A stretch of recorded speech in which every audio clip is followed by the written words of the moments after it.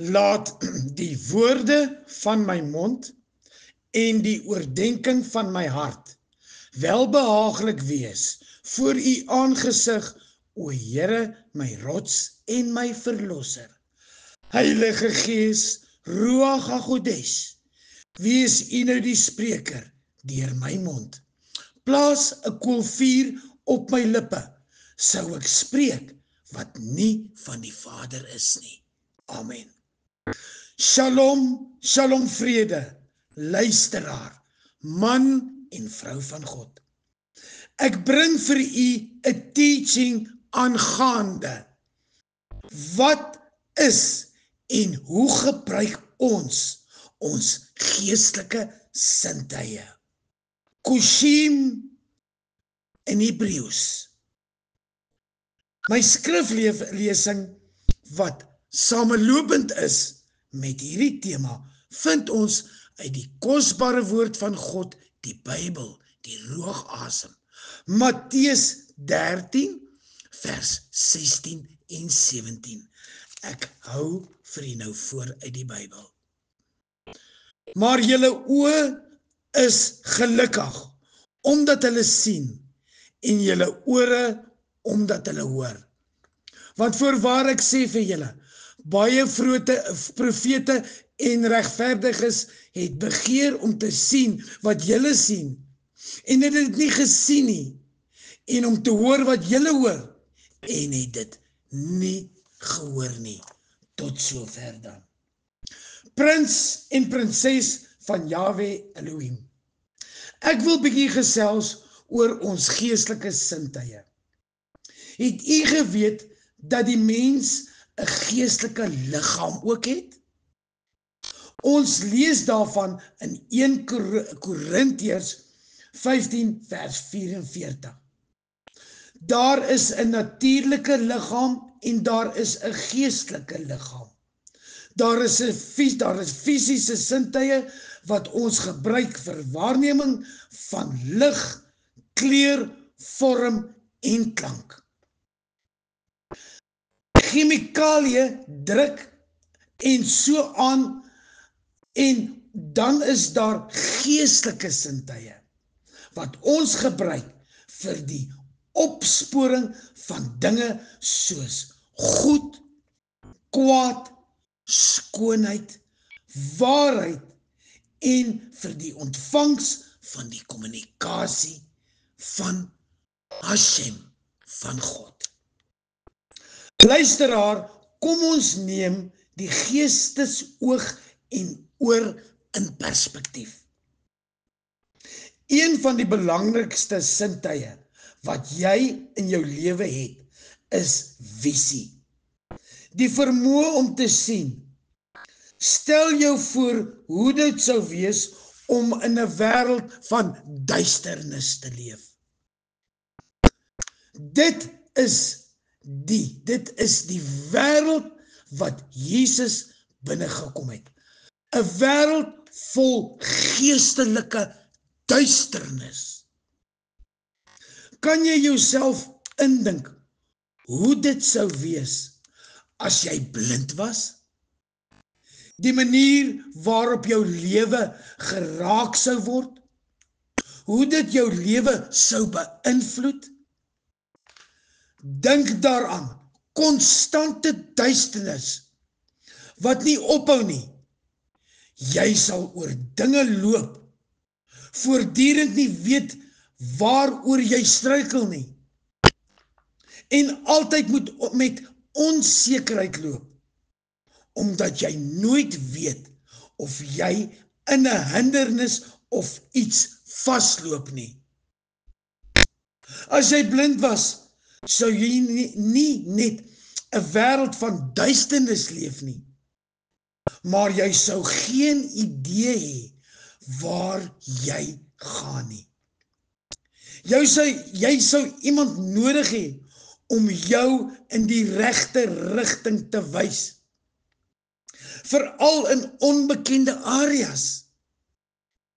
As jy blind was, sou mense jou ook baie maklik kan mislei. Eina. Dit sou baie moeiliker wees om in staat te wees om uit te werk wat om jou aangaan. Prins en prinses van Elohim.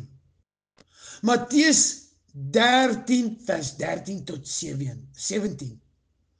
Maar geseënd is julle oë, want hulle sien, en julle ore, want hulle hoor.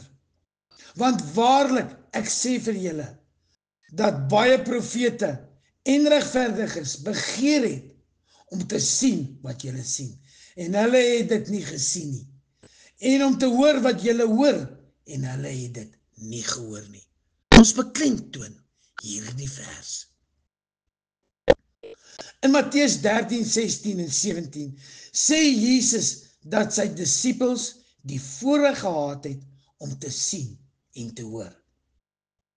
Wat hulle gesien en gehoor het, maar enigste persoon wat kan sien en hoor, is bevoorreg bo duisende ander.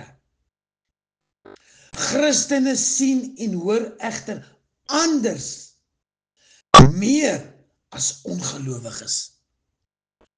Hulle hoor God se stem. In die wind, in die water, en sien hand in die wolkpatrone. My sielsgenoot, Estel sê altyd, Kobus, kyk God se skildery in die wolke. En dan ook die skoonheid van die natuur. Man en vrou van Hashem, soos die disippels wat nie meer besef het, hoe bevoorreg hulle was om Jesus by hulle te hê nie. Gebruik jou sintuie om die werk van God te sien en luister na sy stem. Nie net in die natuur rondom jou nie, maar ook in die dinge wat in die wêreld gebeur. Hier sien ons hoor Christene anders as mense wat Hashem nie ken nie. Ongelowiges, hulle wat nog ijskoud is, sal na wêreldgebeure en toestande in die wêreld kyk en verward en angstig word. God se kinders sal nie angstig word nie.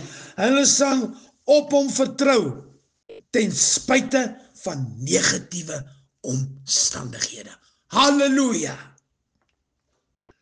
Moenie tevrede wees om net met jou fisiese oë te sien en net met jou natuurlike ore te hoor nie.